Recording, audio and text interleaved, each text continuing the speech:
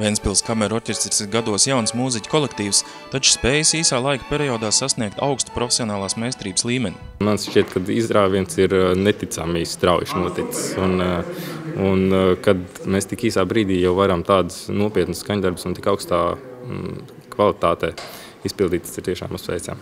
Pēters Ozoliņš ir Ventspils mūzikas skolas absolvents. Šobrīd viņš ir viens no talantīgākajiem latviešu čellistiem. Tagad, kad viņš atgriežas Ventspilī, lai sniegtu solo priekšnesumu kopā ar Ventspils kameru orķestri, viņš uzstājas kopā ar savu pedagogu Armandu Štrausu. Es aktīvi iesaistos pārsvarā kameru mūzikas dažādos projektos, stīgu kvartetā un visos iespējamos, kur vien vajadzīgs čēls, un tur vienmēr mēģina atsaukties dažādiem interesantiem piedāvājumiem. Un arī bieži spēlēju orķestros dažādos. Ventspils kameru orķestris ir pusprofesionāls kolektīvs. Te viens otram līdzās muzicē gan vēl ļoti jauni mūziķi, gan pieredzējuši pedagogi, kas izaudzinājuši nevienu mūziķu paudzi. Tas nav tāds fiktīvs orķestris, kas sapulcējās tikai tad, kad ir kaut kāds projekts, tikai tad, kad ir apstiprināts budžets, un tad izveido 3-4 projektus un viss. Un tieši otrādi man būtiskākais, lai tas ceļš ir arī grūtāks, bet man būtiskākais ir tas, ka šeit spēlē tiešām ventspilnieki. Un tie ir gan Ventspils mūzikas vidusskolas jaunie audzēkņi, gan Ventspils mūzikas vidusskolas skolotāji, gan arī šajā projektā bet vispār tie ir arī Ventspils big band mūziķi. Un tā kā man ir ļoti būtiski, lai šeit spēlētu vietēji. Šo piektdienu kameru orķestris un Ventspils kameru kors atskaņos divus darbus. Vispirms Ventspils publika dzirdēs pasaules slavenā britu komponista Džona Tavenera darbu.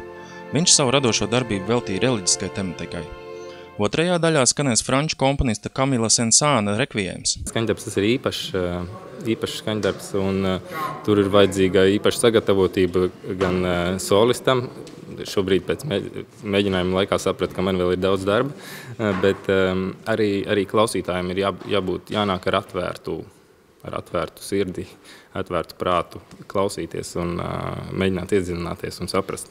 Lai atskaņot dažādu komponistu darbus, diriģents aicina uz sadarbību viesmūziķus un operas solistus, kā arī citus latviešu un arī ārvalstu kolektīvus, jo Ventspilī ir zināms mūziķu deficīts konkrētiem instrumentiem. Tāpēc, kad Ventspilī nav tik daudz tās pašas obojas un angļu ragus, tas ir diezgan grūti dabūt, un arī fagotas un koku pušamos instrumentus tieši tas ir deficīts, kā arī mežragi. Ja?